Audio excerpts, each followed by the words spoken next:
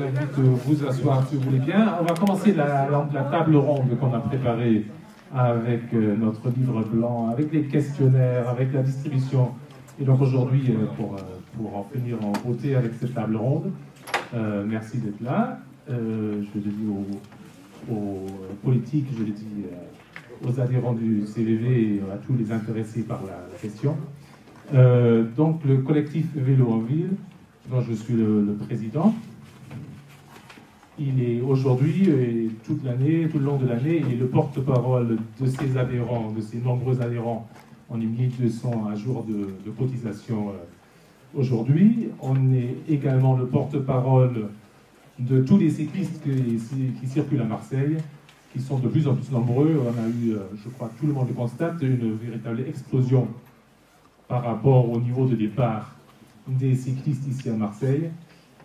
C'est à prendre en compte. Il faudrait trouver une place déjà à ces cyclistes-là. On est également porte-parole des cyclistes qui aimeraient bien circuler, mais qui l'ont fait une fois, qui n'osent plus ou qui n'ont jamais osé le faire. Après, on est aussi porte-parole de tous ces Marseillais qui espèrent vivre dans une ville respirable et dans une ville apaisée. Donc, c'est pour ça qu'on s'est permis de faire tout ce montage et de vous convier aujourd'hui. C'est un débat monothématique, donc on parle que de vélo. C'est pour ça qu'on peut le faire rapidement. J'espère qu'on aura terminé à 19h30. Pour le déroulement du débat, on donne d'abord la parole aux politiques de s'exprimer sur le sujet pendant une demi-heure. Quelle place pour le vélo à Marseille? Donc chacun peut s'exprimer là-dessus. Ça fait 3-4 minutes par élu. Et après, nous, on a préparé quelques questions qu'on pose à chaque élu. Et la dernière demi-heure, donc de 19h à 19h30, on donne la parole au public. Et donc, on vous propose de poser des questions aux élus en vous présentant, s'il vous plaît. Donc, c'est important que les gens qui prennent la parole dans le public se présentent. Je ne l'ai pas fait, je suis Benjamin Clazen. Donc, quand vous prenez la parole, dites qui vous êtes et adressez-vous à un des élus en particulier, sinon ça va être compliqué à gérer pour vous. Voilà. Je passe la parole donc à Clément Chassot, qui est le représentant de Le Ravi, du journal Le Ravi. Donc vous avez des exemples à l'achat, à la sortie, et à qui nous aide pour aujourd'hui, pour la table ronde, et qui nous a aidé aussi pour la préparation de toute cette initiative. Bonsoir et merci à tous d'être venus ce soir. Merci également au collectif Vélo en Ville d'avoir pensé au Ravi pour animer cette table ronde. Juste un petit mot sur le Ravi avant qu'on commence, pour ceux qui ne connaîtraient pas. C'est le mensuel d'enquête et de satire de la région PACA qui a maintenant 10 ans. On a subi un petit trou d'air financier ces derniers temps, mais notre appel aux dons a plutôt bien fait encore une autre dizaine d'années. Mais bon, on dit qu'un journal ça ne s'achète pas, on finance son indépendance. Donc si vous voulez, à la sortie, vous pouvez aller acheter un exemplaire. Il y a le maintenant désormais très célèbre palmarès des villes à fuir de la région PACA. Vous pouvez aussi vous abonner ou faire un don qui sera bien entendu défiscalisé. Voilà. Ceci étant dit, passons aux choses sérieuses. Je vous ai déjà présenté voilà, les élus qui sont ici ce soir. Donc Laura Niessier-Radec, au bout de la table à droite, qui est présidente du groupe PACA, la communauté urbaine, adjointe au maire de Marseille, notamment sur la question de voirie, pistes cyclables et stationnement. Et elle représente ce soir Jean-Claude Gaudin pour la tête de liste UMP. Christophe Madrol, à ma droite, vice-président de la communauté urbaine de Marseille, représentant de Jean-Luc Benamias, tête de liste Modem. Nathalie Pigamo, à ma gauche, conseillère municipal, qui représente Patrick Menucci, tête de liste du Parti Socialiste.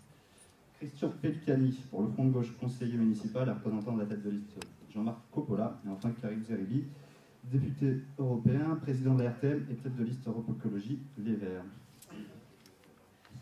Voilà, on est là ce soir pour parler de la place du vélo à Marseille. C'est pas un secret, elle accuse un gros retard manifeste aussi bien dans la pratique que dans les infrastructures mises à disposition pour circuler en vélo dans la ville. Pourtant le potentiel est là, il y a à peu près 65% des déplacements de moins de 5 km qui seront en voiture.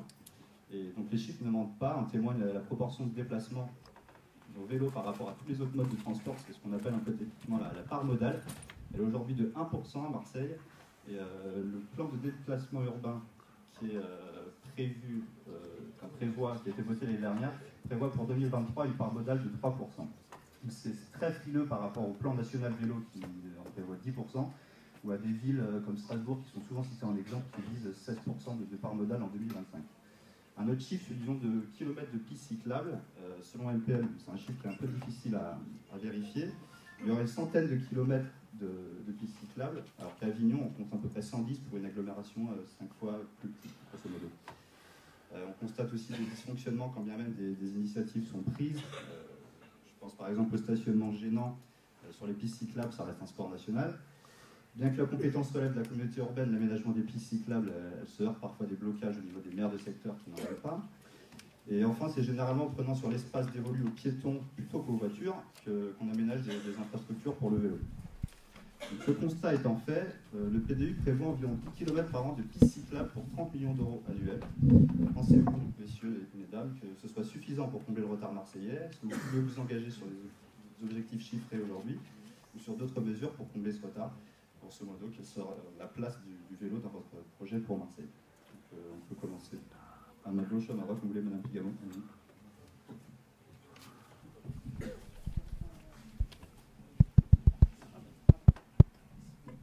Oui, non, bien sûr que non, c'est pas suffisant, mais il faut aussi se dire qu'on démarre de pas grand-chose, voire de rien, et que voilà, et que donc du coup on est en train de repenser le vélo, de comprendre le vélo comme une nécessité de transport à développer sur cette ville.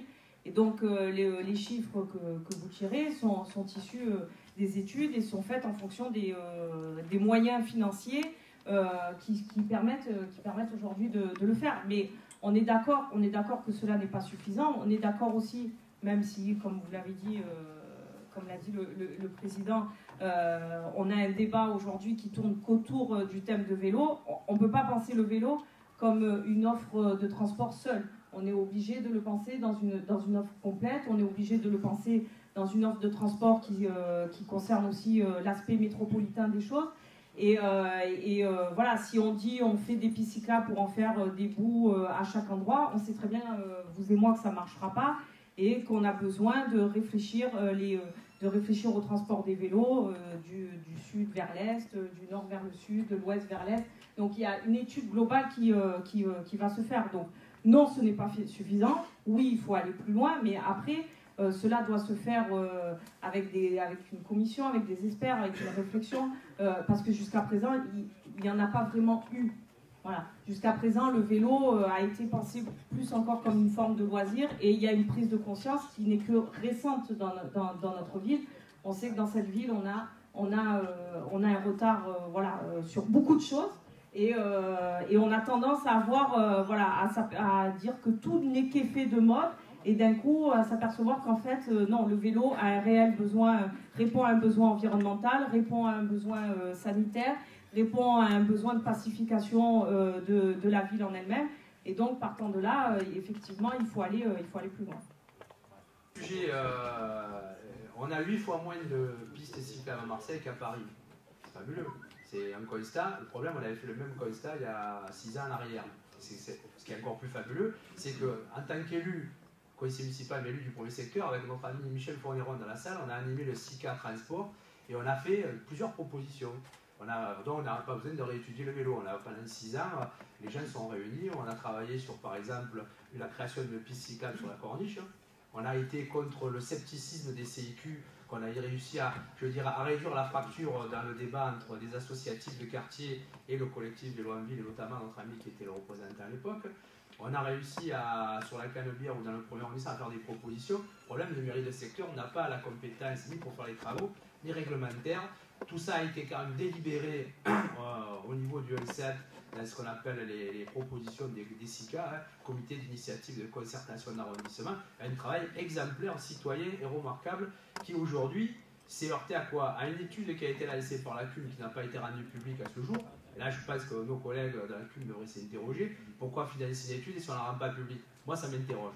Alors nous, on a pris comme engagement pour sortir de la langue de bois, il faut un minima dans la mandature qui vient, doubler le nombre de kilomètres. Ça, c'est l'aspect quantitatif des pistes cyclables existantes. Pour eux, ça ne sortira pas. Et l'aspect qualitatif, on est pour l'ouverture de manière régulière des voies de bus au vélo, ça c'est clair, et même avec une proposition un peu, je dirais, dirigiste. C'est que par exemple un axe comme Saint-Quinquini, il faut neutraliser une voie de chaque côté, il y a 3 voies à Saint-Quinquini, et la dédiée au bus et au vélo, c'est un coup de peinture réglementaire, comme on a mis beaucoup de caméras sur lesquelles on n'était pas d'accord, autant que le CERVLA a veillé à ce que les voitures n'empiètent pas sur la voie, et là on va vite gagner des kilomètres et être offensif. Je crois qu'il faut sortir du discours, passer aux actes, parce que des études, il y en a eu beaucoup. Il y a même au plan national, le plan vélo-route, voie verte, il y a des messieurs vélos à tous les échelons de l'État, il y a eu des rencontres, il y a le PDU, beaucoup de discours. Nous, on est pour les actes maintenant de la mandature qui vient. À place, parce que je suis le plus à droite de l'échiquier, on va dire. Donc, non, loin de là, parce que bon, on se connaît et on travaille tous ensemble. Donc, tout d'abord, moi, ce que je voulais dire, c'est que le vélo est une solution alternative à la voiture individuelle, et je crois que là-dessus, on est tous d'accord. L'idée, c'est de réduire la place de la voiture en ville. Bon, l'objectif est commun à nous tous. Réduire cette place de la voiture, c'est développer des solutions alternatives. Et je crois que Jean-Claude Gaudin a démontré sa volonté de... sa volonté de mettre en application le PDU, c'est-à-dire créer 2 lignes de tramway, prolonger le métro, créer des pistes cyclables, parce que je tiens à préciser que quand il était président de la communauté urbaine, il en a créé 70 km, et mettre en place le vélo en libre service, puisque c'est lui qui les a mis en place avec 130 stations. Et ça aurait été bien que ce maillage-là soit poursuivi pour justement inciter à la pratique du vélo. Ce que je tiens à dire, c'est que pendant ces 6 ans de mandat, moi j'ai travaillé aux côtés du collectif Vélo en Ville.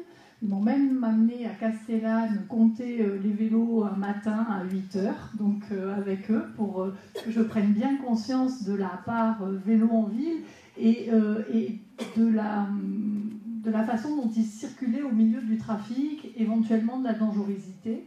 Et les échanges qu'on a eus régulièrement, moi m'ont servi parce que le collectif a une réelle expertise et à une pédagogie, c'est-à-dire que lorsque on met en place certains dispositifs comme le contresens cyclable rue Fontange, c'est vrai qu'avec votre soutien, on sait expliquer aux riverains les choses. Parce que a priori, les riverains nous disent « mais vous êtes fous, vous mettez les vélos dans un sens, les voitures de l'autre, et tout ça sur une voie qui est à peine plus large qu'une voie normale circulable ». Donc là-dessus, c'est vrai que c'est très important. Et puis, moi, les 6 ans de la journée européenne du vélo chaque année, début juin, avec vous à vos côtés, on a toujours essayé de mettre en place les dispositifs. Et je tiens à remercier M. Pellicani, parce que c'est vrai que dans la bataille, il y était.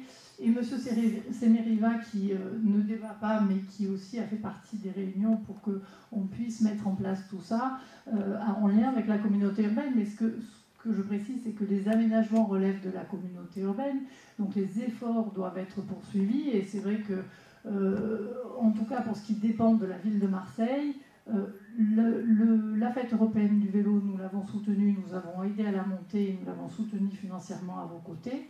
Et puis, lorsqu'on a eu l'occasion de mettre des parkings vélos sécurisés à proximité des équipements municipaux, on l'a fait auprès des gymnases, des piscines, sur les plages du Prado également. Ce sont à peu près 70 points qui ont été mis en place. Alors c'est sûr que tout ça, comparé aux autres villes, n'est pas suffisant. Il faut poursuivre les efforts.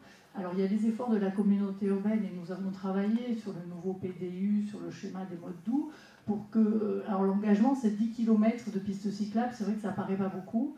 La ville fait des efforts aussi quand c'est elle qui est aménageur, notamment dans les parcs, pour que justement on puisse avoir un cheminement via les parcs, sur la partie couverte de la L2, où là aussi on peut cheminer à vélo, ou bien sur le canal de Saint-Julien par exemple.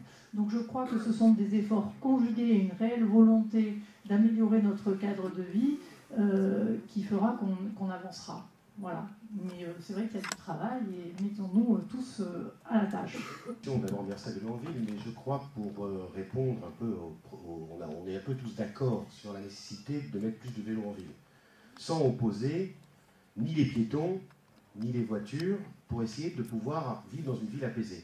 Il est clair que Marseille est asphyxiée par les camions, par les voitures, et comment penser une politique durable avec plus de vélos, plus d'espace piéton, plus d'espace pour les rollers, pour pouvoir vivre mieux notre ville. Et je pense que s'il y a bien un thème qui est transpartisan, c'est bien celui-là.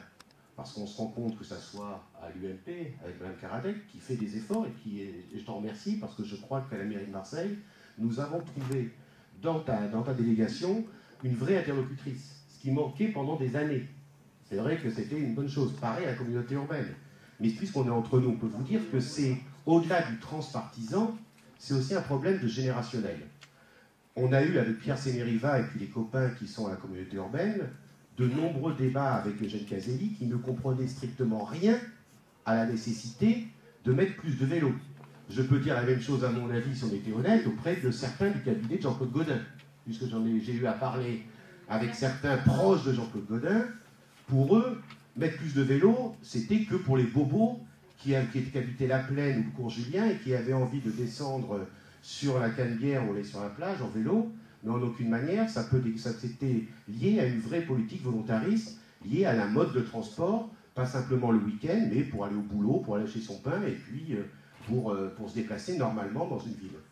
Et cette question-là, qui va être abordée au moment des municipales, parce que ça va être une question comment vivre mieux dans sa ville, comment vivre mieux dans le centre-ville et dans l'hyper-centre-ville, c'est une thématique qui va être très forte comme d'autres thématiques. On sait que Marseille a pris un retard énorme. C'est de la responsabilité du maire de Marseille. Soyons clairs par rapport à ça. Le maire de Marseille, même s'il a des adjoints compétents et volontaires en la matière, je l'ai dit, c'est de la responsabilité de Jean-Claude Gaudin qui n'a pas mis en place, et ce n'est pas des experts, Nathalie, les experts, on les connaît, on les a. On a les rapports, et tout à l'heure, notre ami Pellicani parlait des expertises qui étaient dans les cartons de la communauté urbaine. Tu as raison, il y a eu des experts qui ont travaillé dans le cadre du PDU, et on se rend compte que...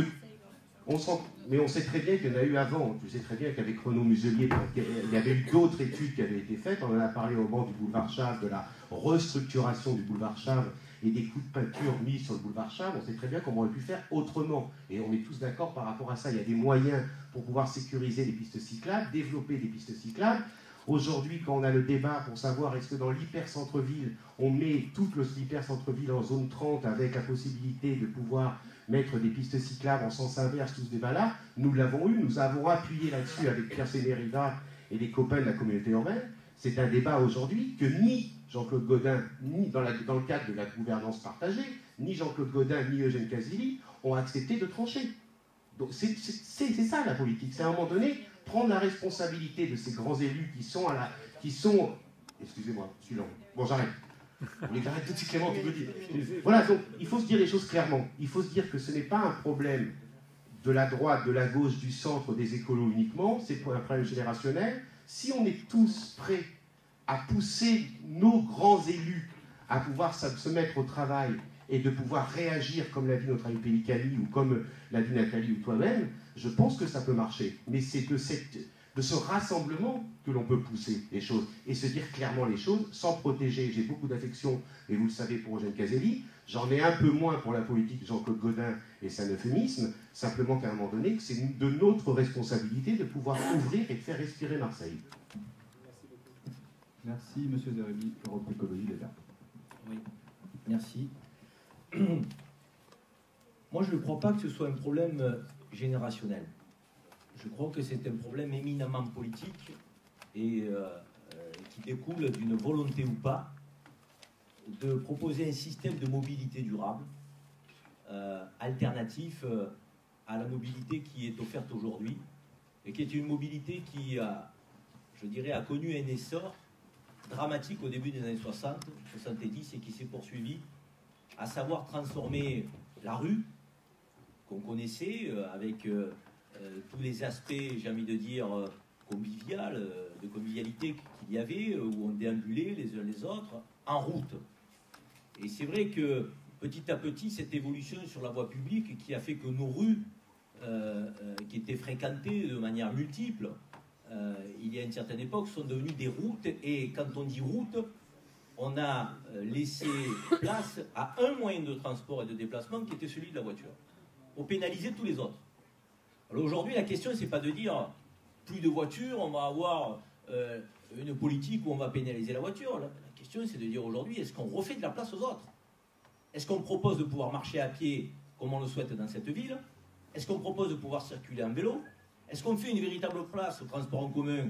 Je ne suis pas trop mal placé pour dire les combats qu'il faut mener pour avoir une place sur la voie publique, pour faire en sorte qu'on préfère les transports en commun à la voiture, c'est-à-dire des sites propres, des voies dédiées. Il y a une bataille qui est à mener, c'est une bataille politique et pas générationnelle, que nous n'avons pas gagnée au cours des dernières décennies dans cette ville. Il faut le constater. Et quand on a fait des choix d'investissement dans les transports lourds, on a fait des choix qui étaient des choix complètement, je dirais, de non-sens, où on aurait pu faire d'autres choix pour laisser la place aux piétons ou au vélo. J'en veux pour preuve, quand on doublonne le métro avec un tramway sur la voie publique en centre-ville, on a occupé toute une place sur la voirie qu'on aurait pu laisser largement aux piétons ou au vélo.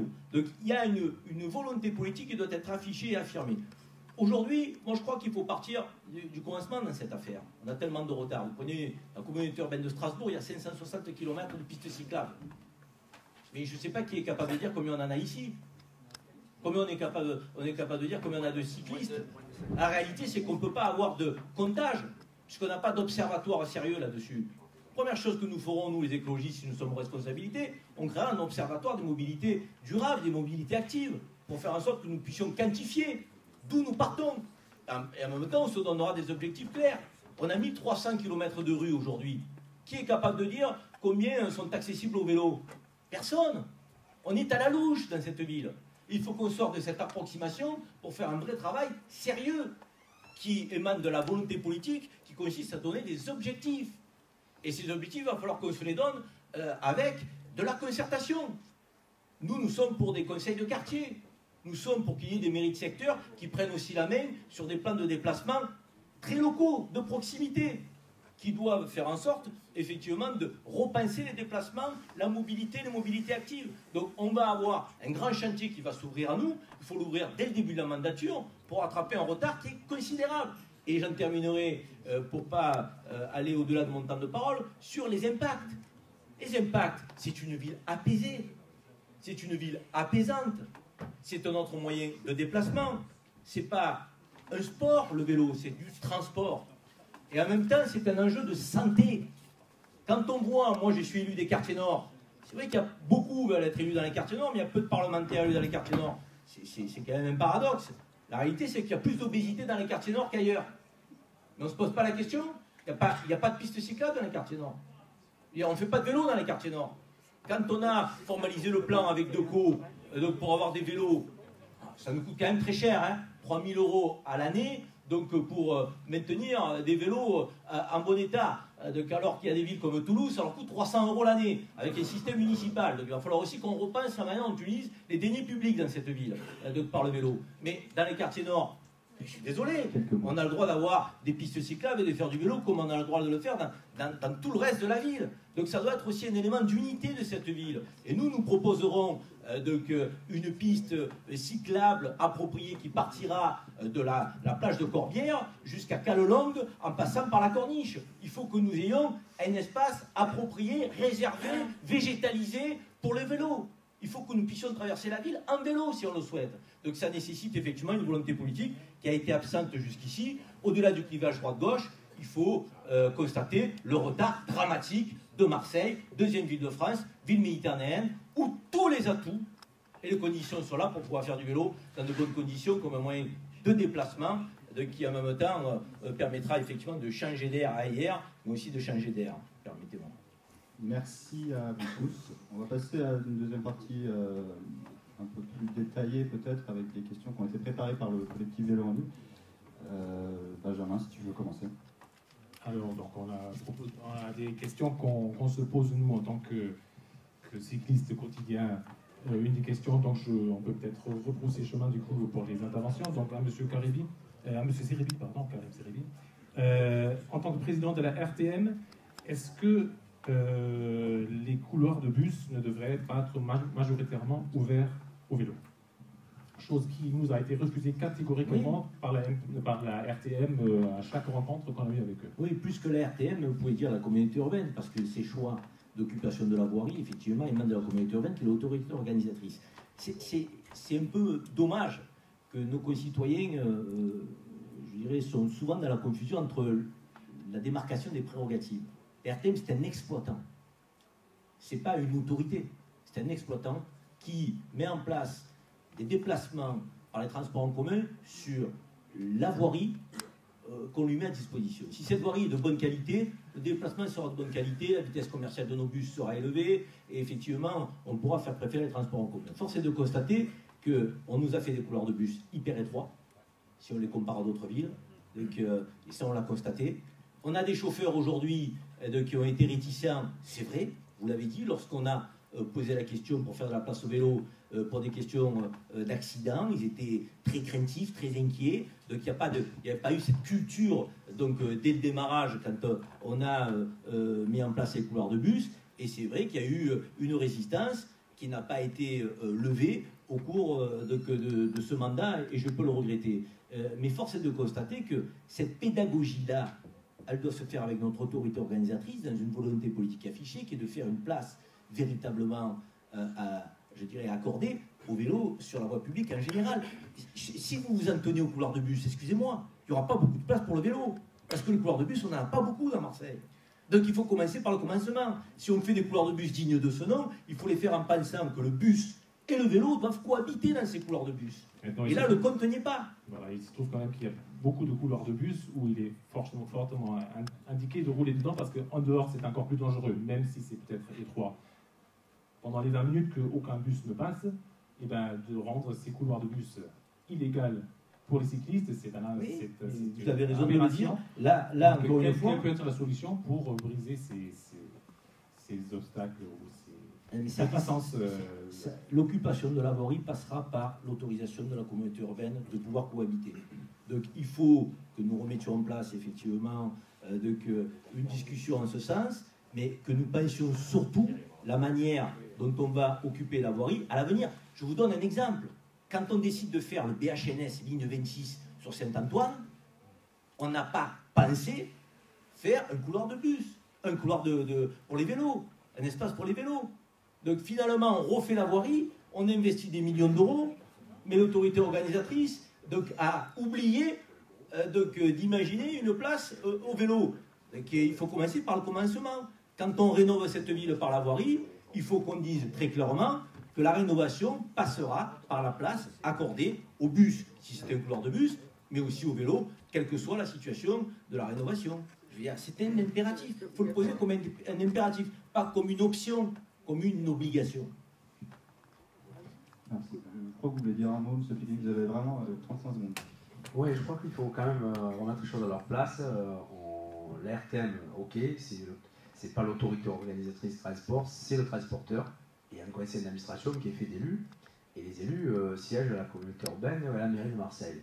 Ce qu'il faut être très clair, je crois qu'on n'est pas dans un débat théorique. Pratiquement, qu'est-ce qu'on va faire demain? Le constat, on est d'accord. Aujourd'hui, il faut prendre la décision de rendre toutes les voies de bus accessibles au vélo. Je l'ai dit tout à l'heure, je le répète, ça veut dire effectivement réduire la place de la voiture, c'est un choix politique, dans la ville.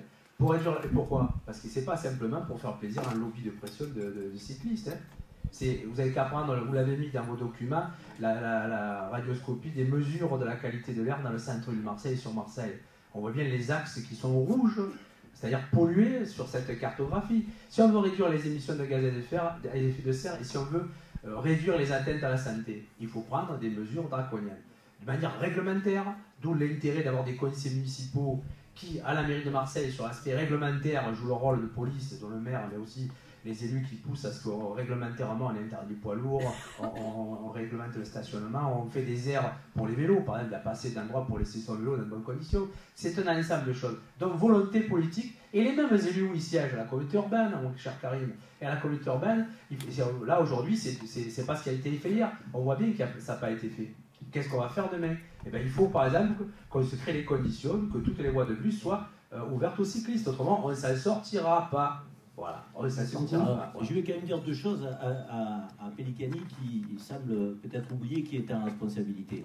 Le président de la commission de transport s'appelle André Moulineau. Je crois qu'il fait partie de la même sensibilité politique que toi. Lorsque nous avons eu un débat politique au conseil d'administration de la RTM, le syndicat qui s'est opposé de chauffeurs au fait que nous puissions cohabiter à vélo s'appelle la CGT. Je crois qu'il est assez proche de ton parti aussi.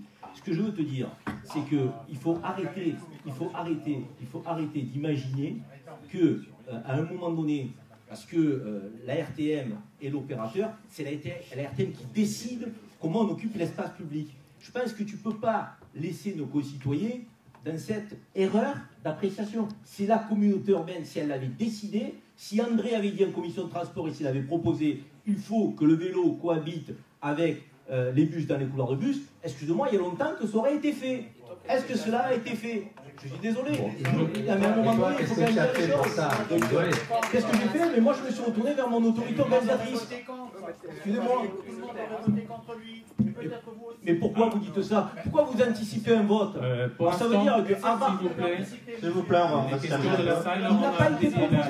cela n'a pas été proposé par la communauté urbaine et c'est ça qu'on doit regretter. On va passer. Excusez-moi, avant de parler de côté négatif. J'ai une proposition personnelle à faire. J'aimerais bien, en tant que le collectif Vélo en Ville, soit présent quand vous avez affaire aux conducteurs de la RTM. J'aimerais bien être présent et pouvoir défendre le point de vue d'un cycliste dans ces affaires-là, parce que je pense qu'il y a un non-dialogue là-dedans qui est absolu et que beaucoup de conducteurs de bus ne se rendent pas compte du point de vue du cycliste, bien évidemment. Ça peut être vrai dans l'autre sens, mais je pense, enfin, nous, on propose de participer, de parler dans ce sens-là, parce que pour nous, il est évident que quand il y a une voie couloir de bus, une voie circulation, vous avez un enfant, vous allez toujours dire allez dans le couloir de bus, vous y serez moins en danger.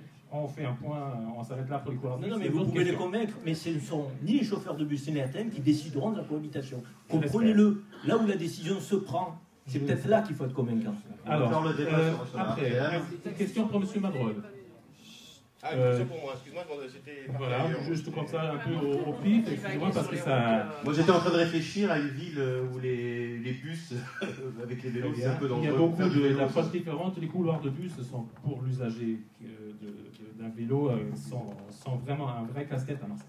L'autre question, ça concerne le stationnement. Le revêtement aussi, je ne sais pas si quand tu as pris en vélo le premier Prado, quand tu fais du vélo, quand tu viens du stade Vélodrome donc, vers la question, est-ce que, M. Madrol, pensez-vous que les cyclistes, pensez-vous que les pistes cyclables promises dans votre programme devraient prioritairement être aménagées sur le trottoir ou sur la chaussée?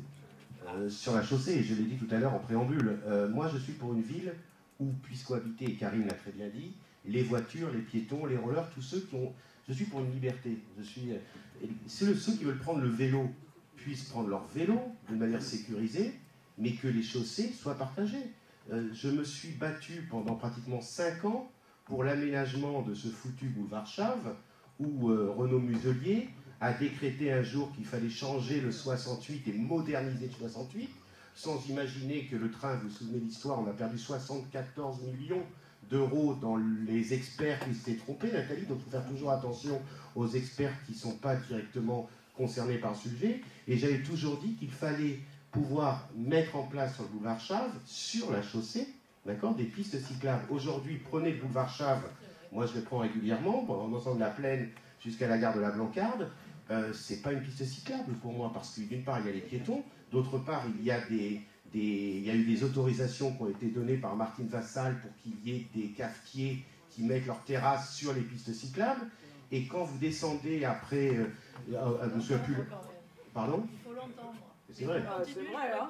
C'est vrai, hein. C'est une réalité. Moi, ça ne pose pas de problème que les cafetiers animent le quartier de Boulevard-Chave, mais comme d'autres endroits. Mais quand il y a une piste cyclable, c'est pour que les vélos puissent circuler. Si vous mettez des tables au milieu, l'autorisation donnée par la mairie à certains cafetiers, le problème, c'est que les vélos doivent enjamber la route, aller sur la route, c'est dangereux, remonter sur le trottoir, ça devient n'importe quoi. Donc la réponse est oui. Je ne me souviens plus de la question, mais c'est oui. Vous voulez répondre rapidement à C'était la chaussée. C'est vrai qu'il faut répondre non aussi. Vous avez 35 secondes aussi. 35 secondes Clément ? 40.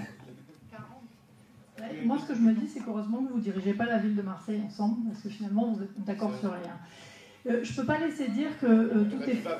Ah, mais non, mais c'est bon, on n'est pas là pour faire un débat politicien, on est là quand même pour donner des exemples pour donner des exemples de ce qui va bien dans cette ville. Et quand je vois que l'aménagement du Vieux-Port est une réussite et que par son symbole, ça a marqué une évolution dans le...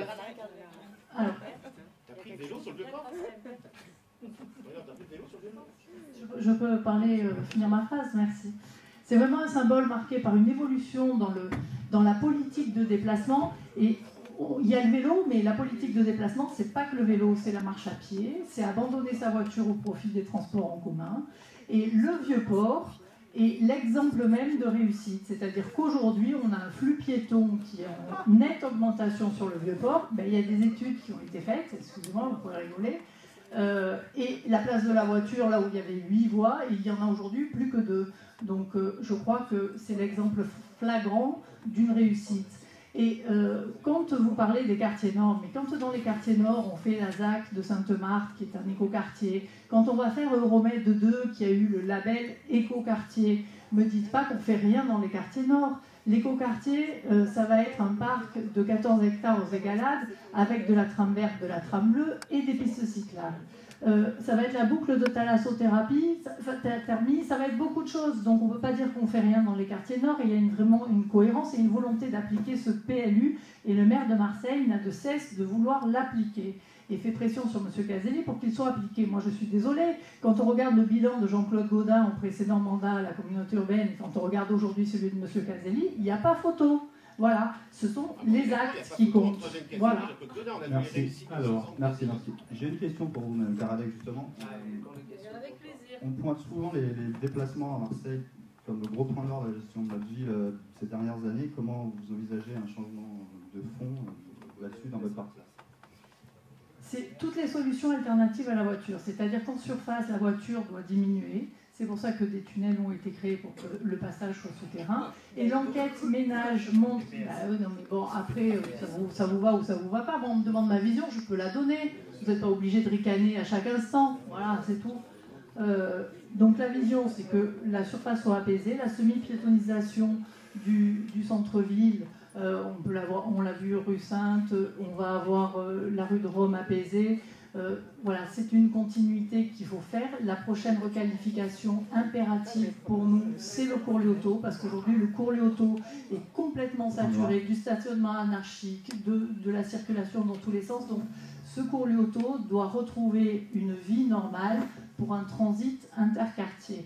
Donc là-dessus, c'est faire en sorte que ce centre-ville soit apaisé et faire en sorte on puisse développer les transports en commun, les parkings relais bien entendu, et favoriser le mode alternatif à la voiture avec l'autopartage, avec le covoiturage, avec la mise en place d'autres vélos en libre service, parce que ce maillage, je suis d'accord avec Karim Zeribi, aucune station nouvelle n'a été déployée dans ce mandat de M. Caselli. Ça coûte très cher et la fréquentation est en baisse aussi. Mais oui, mais vous voulez inciter à la pratique du vélo ou pas? Je crois que la mise en place en libre circulation est une solution aussi pour faciliter la pratique du vélo. Et l'enquête ménage montre que pour la première fois, nous avons baissé, nous sommes arrivés au seuil de 50% de la voiture en centre-ville. C'est-à-dire qu'avant, l'usage unique de déplacement était la voiture. Aujourd'hui, on est en dessous du seuil de 50%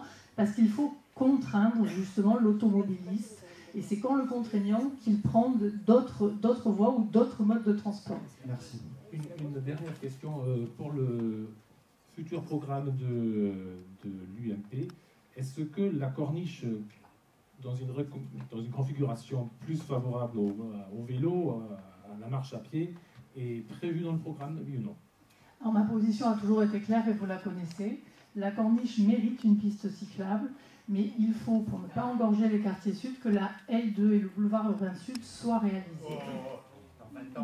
Non, pas du tout, c'est 2017. Voilà. Donc ça va vite arriver. Voilà. Et ensuite, bien entendu, il faut que la corniche soit rendue à la fois aux piétons, aux joggeurs, aux rollers et aux vélos. Parce qu'aujourd'hui, c'est une 2 fois 2 voies et c'est l'endroit le plus magique de Marseille. Et il faut une piste cyclable qui aille jusqu'à Callelongue. Et nous avons missionné l'agence d'urbanisme pour travailler à cette question et faire des propositions en termes d'aménagement. Et justement, il y avait la même question pour Mme Pigamo. dans le programme du candidat Menucci, les seules mesures concernant les modes doux, c'est une piste cyclable en gros sur la corniche. Est-ce que cela vous semble aussi suffisant pour rattraper 20 ans de retard d'aménagement?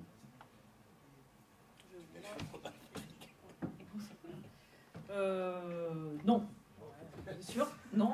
Mais je crois que ça ne vous a pas échappé que ça, c'était la proposition du candidat Menucci lors des primaires, et que depuis, il s'est passé des choses, et que donc on a M. Menucci est donc maintenant devenu le candidat de tous les socialistes.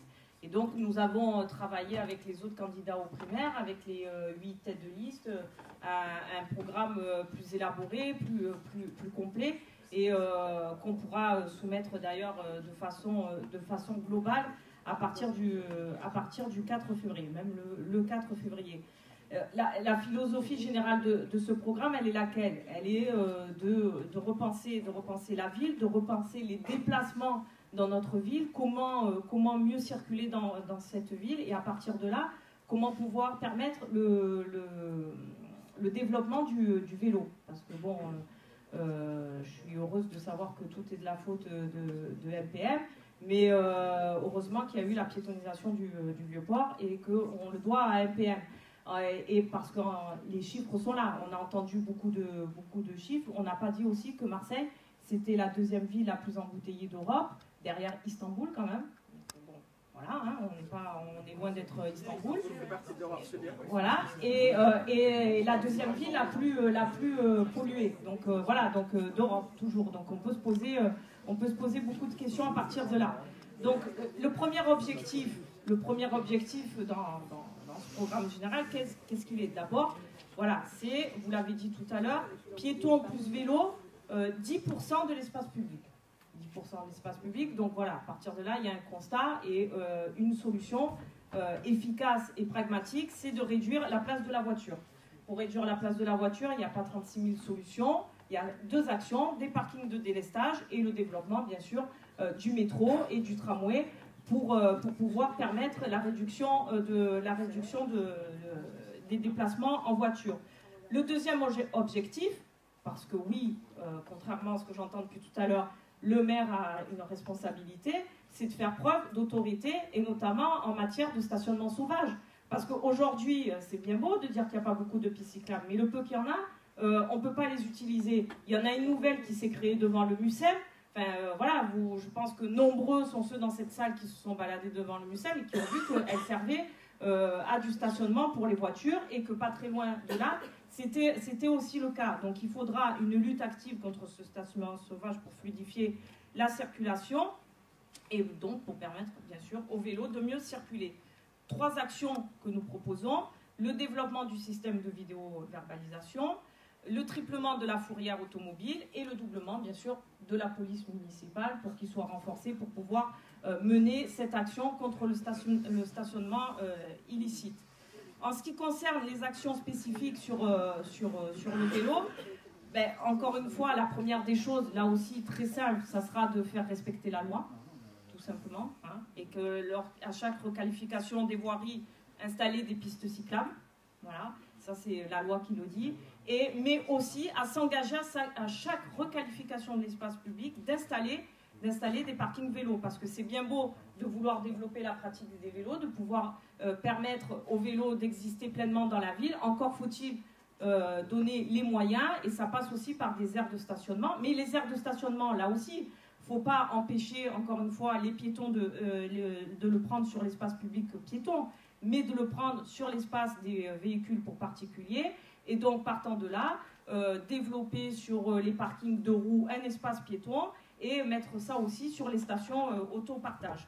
Voilà, après, je l'ai déjà dit, voilà, il faut passer à une pacification de la voie publique pour permettre aux vélos de se développer, et donc développer là aussi les voies 30. C'est la seule manière de pouvoir pacifier la ville, pacifier son centre, et permettre aux vélos de pouvoir, aborder la question donc, du vélo en double sens, du vélo dans les couloirs de bus, favoriser la pratique de l'aide. Là aussi, on peut remercier MPM de permettre une aide pour l'achat d'un vélo électrique.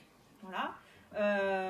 Et enfin penser le désavantage, je ferai très court, Le désavantage de commencer la première, c'est que lorsqu'on commence à faire un peu de la politique politicienne, les gens ont tendance à s'exprimer en vous, en contre. J'ai jamais dit qu'il n'y avait pas d'experts. Hein. J'ai bien conscience que des experts, il y en a. Il y a beaucoup de gens qui réfléchissent dans cette ville. Le problème, c'est qu'ils réfléchissent depuis 20, 30, 40 ans et qu'il n'y a rien qui se passe. Donc, à un moment donné, quand je disais, oui, il y a des experts, mais il y en a encore trop peu de ces experts qui ont les moyens d'agir. Donc, moi, ce que je voulais dire tout à l'heure, peut-être de manière maladroite, c'est qu'il nous faudrait un peu plus rentrer dans l'action et un peu plus laisser à ces experts les moyens d'agir et voilà, c'est bien beau de dire que le vélo, c'est une nécessité, mais c'est encore mieux de le mettre en place. Merci. Une dernière question Une sur le dernière vélo question. électrique, justement. Voilà, avant de prendre la parole à la salle, enfin de donner la parole à la salle, une dernière question qui rebondit sur ce qu'on a entendu. À M. Pellicani, du coup, qui n'a pas eu de question pour l'instant. Trouvez-vous qu'il est socialement défendable de limiter les subventions MPM à l'achat d'un vélo à assistance électrique, alors que les achats de simples vélos à prix bien plus modeste en sont exclus? Je pense que, franchement, déjà, il y a une décision politique qui a été prise à la communauté urbaine de faire ce financement. Je trouve que c'est pas inintéressant que la communauté urbaine apporte une aide sur ce type de vélo, parce que l'assistance électrique, ça peut faire rigoler. Mais dans un quartier en côte comme le 7e arrondissement, ça rend des services à beaucoup de gens, parce qu'à Marseille, il n'est pas que plat, quoi. Il y a des collines, ça peut être... Pour le vélo traditionnel, je trouve qu'effectivement, ça crée une distorsion. Sur le sujet, la meilleure façon d'aider vraiment, ça serait de développer, de doubler le nombre de points de Vélib à Marseille, quoi. Parce que franchement, j'entends les prix. C'est vrai qu'il y a un marché qui a été passé avec un marchand de publicité, locaux, voilà, bon. Est-ce qu'on ne peut pas revisiter nos marchés, avoir une politique volontariste et passer de 132 points, si j'ai bien compris le décompte actuel, à 260? Et j'ai vu la cartographie, pas plus tard que hier, je me suis repenché sur le point, parce que dans le 7e, j'ai 3 demandes, et je dis pourquoi ils n'ont pas mis les vélos là? Et j'ai pas d'argument qui m'est revenu, enfin, de ceux qui ont pris la décision de ne pas les mettre, pour me dire pourquoi on ne les met pas. C'est-à-dire qu'on peut doubler le nombre de stations Vélib, et à ce moment-là, peut-être éliminer le fait que les gens soient obligés d'acheter un vélo onéreux, quoi. Je pense que si on avait beaucoup de Vélib, alors après, l'assistance électrique, ce que fait la communauté urbaine, en tout cas sur un point, je suis l'initiateur avec d'autres, mais en tout cas dans ma mairie du secteur, une fois par an, pour la semaine européenne de la mobilité, on a fait chaque fois des initiatives, et on y a mis le vélo et les proxy-pouces. Donc je pense qu'on peut se féliciter qu'à force d'initiatives publiques, là pour une fois je pense très positive, on arrive à faire prendre conscience qu'on peut faire autrement. Donc ça c'est positif. Mais je pense que déjà si on doublait le nombre de stations Vélib, on pourrait s'en sortir mieux. Et je vais remettre à l'association, parce qu'apparemment il y a beaucoup de choses qui se disent sur la corniche, mais c'est pas la peine de redélibérer de manière forte sur le sujet. Nous avons pris la décision dans le 27 de proposer la fameuse étude, dont l'étude a été menée, pour mettre du vélo sur la corniche. Et donc on ne va pas redire deux fois la même chose. Mettons le vélo. Arrêtons de l'étudier. Nous, je peux vous donner, on a le SICA Transport, il y a eu un vote des élus, quasiment à l'unanimité des élus du ENSEP, y compris ceux de l'UMP, tous pour dire qu'il faut le faire. Voilà. Donc l'étude qui a été engagée sur un MPM, rendons-la publique là maintenant, puisqu'il n'y a pas de... Elle existe. Rendons public, et s'il y a des choses qui font mal dans cette étude, mettons-le sur la table. Et là, les experts citoyens prendront la parole, les élus qui ont leur propre expertise prendront la parole, et s'il faut faire appel à la direction nationale des routes ou ceux qui nationalement s'occupent de ces questions-là pour compléter l'étude, faisons-le. Mais arrêtons d'en parler. Montrons ce qui a été fait. Donc je vous remets officiellement les deux délibérations du SICA Transport où on parle à la fois proxy-pouce, vélo sur la corniche et un plan vélo pour notre centre-ville. Alors c'est succès, mais franchement, alors après la question, je vous dis, moi je n'achèterai pas de vélo électrique. Je pense qu'il vaut mieux pour ceux qui aiment le vélo, le prendre sur une station Vélib et partir. Parce que l'investissement est quand même onéreux. Maintenant, si vous voulez, c'est pas négatif en soi que la communauté urbaine se soit penchée sur le problème, prise cette décision. Et notre ami Sémériva qui est là, qui est modeste dans la salle, il a fait aussi des choses intéressantes. Voilà. Merci, monsieur Pellicani.